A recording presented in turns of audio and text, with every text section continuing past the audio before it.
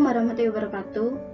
Perkenalkan, nama saya Deta Eka Ervianti dengan NIM 210512140005 dari Prodi Sistem Informasi 2021A. Pada kesempatan kali ini, saya akan membahas mengenai materi standarisasi jaringan komputer, sekaligus untuk memenuhi tugas dari Bapak Agus Prihanto ST.M.Com selaku dosen mata kuliah jaringan komputer. Nah, yang pertama yaitu standarisasi jaringan. Standarisasi jaringan sendiri adalah protokol yang telah disepakati oleh industri jaringan dan disahkan oleh suatu organisasi standar. Nah, standarisasi jaringan sendiri merupakan sebuah aturan main atau protokol yang digunakan agar semua hal atau pekerjaan dapat berjalan dengan baik.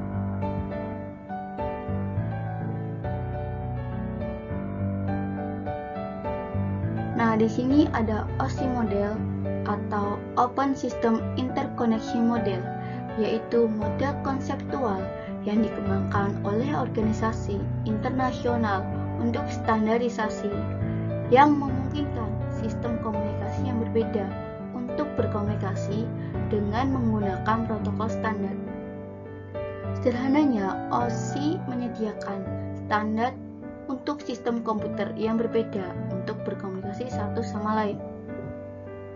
Layar OSI ini adalah model untuk menggambar, menjelaskan, dan mendiskusikan bagaimana komunikasi dan transfer data terjadi melalui internet, media kabel atau nirkabel. Kemudian yang selanjutnya yaitu TCP atau IP model. Nah, TCP atau IP model sendiri yaitu kependekan dari Transmission Control Protocol atau Internet Protocol. Nah, model ini dirancangkan dan dikembangkan oleh Departemen Pertahanan Amerika Serikat pada tahun 1960-an dan protokol standar. Nah, TCP atau IP model ini sebuah standar komunikasi data yang digunakan oleh komunitas internet untuk bertukar data dari satu komputer ke komputer lain di internet. Protokol ini tidak dapat berdiri sendiri karena merupakan kumpulan protokol atau protokol suite. Protokol ini juga yang paling banyak digunakan saat ini.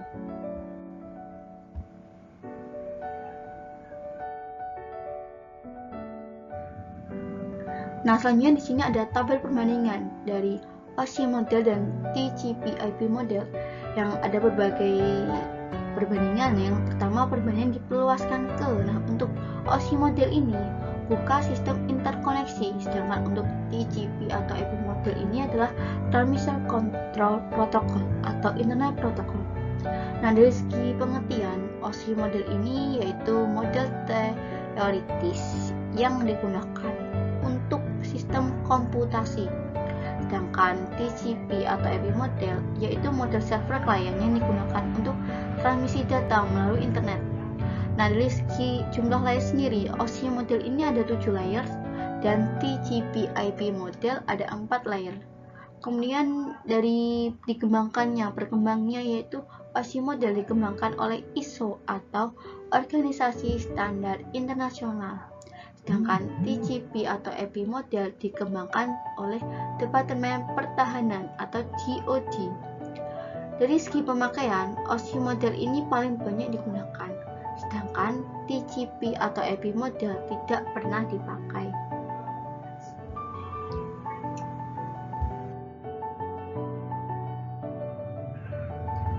Nah, selanjutnya di sini ada layar dari OSI dan layar TCP atau IP.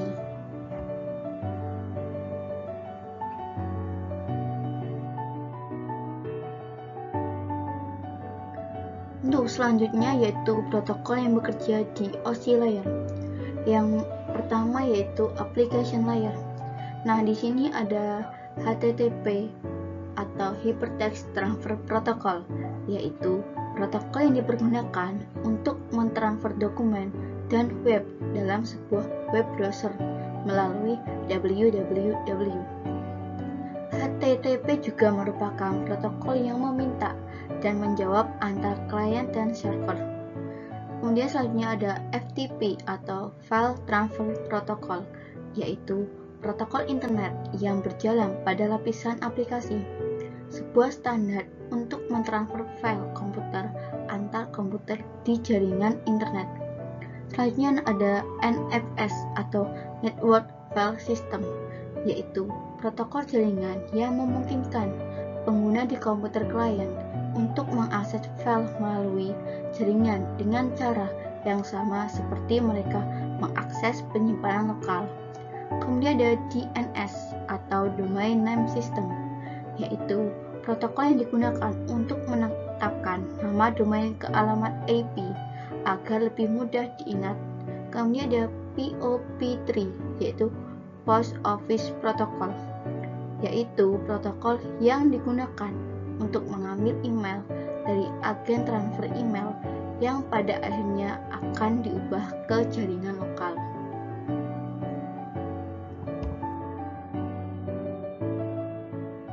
Selanjutnya yaitu ada MAMI atau Multipurpose Internet Mail Action,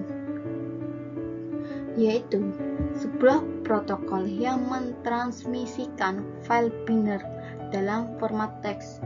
Kemudian ada SMB atau Servant Messenger Block, yaitu sebuah protokol yang digunakan untuk mentransfer file server ke DOS atau Windows. Kemudian ada NNTP atau Network New Transfer Protocol, yaitu protokol yang digunakan untuk mengirim dan menerima new group. Kemudian ada DHCP, yaitu Dynamic Configuration Protocol, yaitu layanannya secara otomatis memberikan nomor IP kepada komputer yang meminta. Kemudian ada layer presentation layer. Di sini ada Telnet, yaitu sebuah protokol yang digunakan oleh akses jarak jauh untuk masuk ke host, di mana data berada dalam teks lain. Kemudian ada SMTP atau Simple Mail Transfer Protocol, yaitu salah satu protokol yang umum digunakan untuk mengirim email melalui internet atau untuk mengirim data dari komputer pengirim ke server email penerima. Kemudian di sini ada NSMP atau Simple Network Management Protocol, yaitu sebuah protokol yang digunakan dalam manajemen jaringan.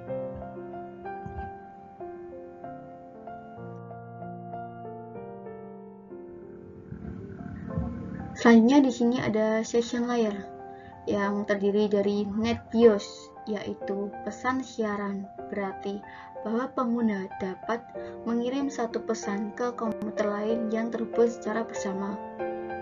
Kemudian ada NetBEUI atau NetBIOS Extended User Interface, yaitu berfungsi seperti NetBIOS tetapi sedikit ditingkatkan dengan menambahkan fitur yang memungkinkannya bekerja dengan berbagai perangkat keras dan perangkat lunak. Kemudian ada IDSP atau Apple Text Data Stream Protocol, yaitu fungsi dari protokol ini adalah untuk memantau aliran data antara dua komputer dan memastikan bahwa aliran data tidak putus. Kemudian ada PIP atau Printer Access Protocol, yang fungsinya printer PostScript mengakses jaringan AppleTalk dan mengontrol pada pola komunikasi antar nodes.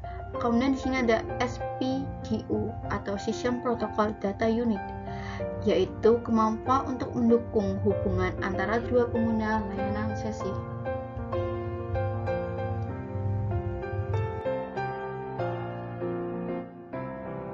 Selanjutnya yaitu Transport Layer. Nah, di sini ada TCP atau Transmission Control Protocol, yaitu sebuah protokol yang menyediakan layanan lapisan transport lengkap untuk aplikasi. Kemudian ada UDP atau User Datagram Protocol, yaitu protokol interproses tanpa koneksi yang hanya menambahkan alamat port, checksum untuk kontrol kesalahan, dan informasi panjang data ke lapisan atas. Kemudian di sini ada network layer yang terdiri dari IP atau interworking protocol, yaitu mekanisme transmisi yang mentransfer data dalam paket disebut datagram. Kemudian ada ARP atau Address Resolution Protocol, yaitu protokol yang digunakan untuk menentukan alamat IP dari alamat fisik komputer. Kemudian ada juga RARP, yaitu Reference Address Resolution Protocol, yaitu protokol yang digunakan untuk menentukan alamat fisik dari IP komputer. Kemudian ada juga ICMP atau Internet Control Message Protocol, yaitu mekanisme yang digunakan oleh banyak host untuk memberitahu mereka tentang datagram yang mengalami masalah.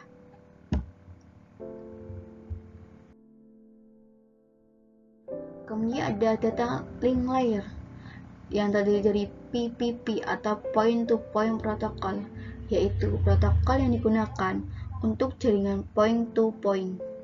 Kemudian ada SLIP atau Serial Line Internet Protocol, yaitu protokol yang digunakan untuk koneksi serial.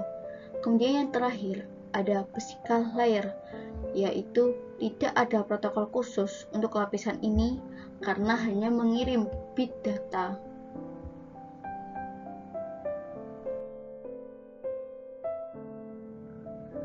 Selanjutnya yaitu Network Protocol. Nah, di sini ada Serial Line Internet Protocol atau SLIP, yaitu protokol yang memungkinkan data IP dikirim melalui saluran telepon.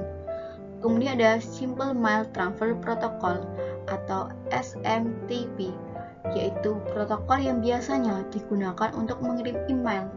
Protokol ini digunakan untuk mengirim data dari komputer pengirim email ke server email penerima. Kemudian ada Hypertext Transfer Protocol atau HTTP, yaitu protokol yang digunakan oleh World Wide Web atau WWW. Nah, HTTP sendiri didefinisikan bagaimana pesan diformat dan dikirim dari server ke klien. Kemudian ada Telecommunication Network atau Telnet, yaitu sebuah protokol jaringan yang digunakan untuk koneksi internet atau jaringan area lokal. Kemudian ada File Transfer Protocol atau FTP, yaitu protokol internet yang beroperasi pada lapisan aplikasi dan merupakan standar untuk mentransfer file komputer antar komputer di jaringan.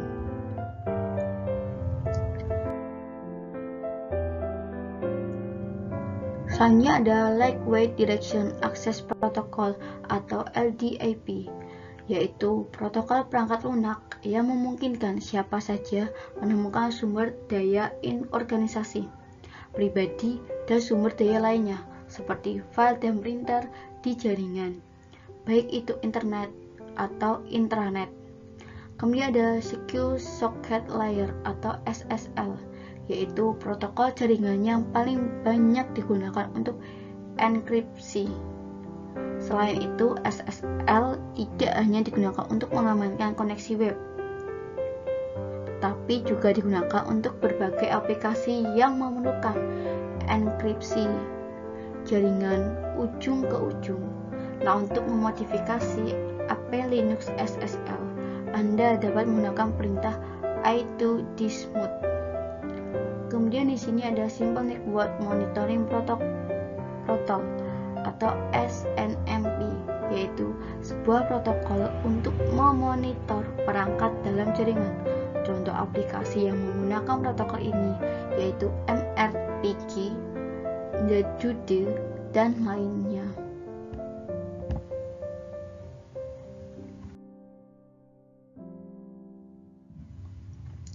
Selanjutnya yaitu Well-Known Port atau Reference Ports, merupakan port standar atau port umum yang sudah ditetapkan reference oleh IANA atau Internet Assigned Number Authority. Hanya dapat diakses oleh sistem account atau root account. Kemudian registered ports, yaitu dapat diakses oleh program dengan program aplikasi yang digunakan oleh user account biasa.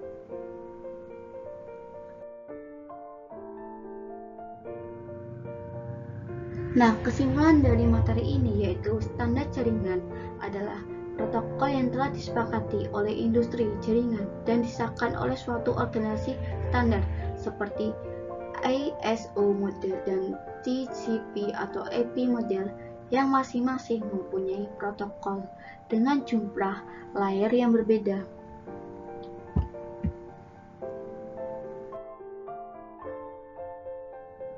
Nah, sekian yang dapat saya sampaikan. Terima kasih kepada Pak Agus Prihanto dan teman-teman.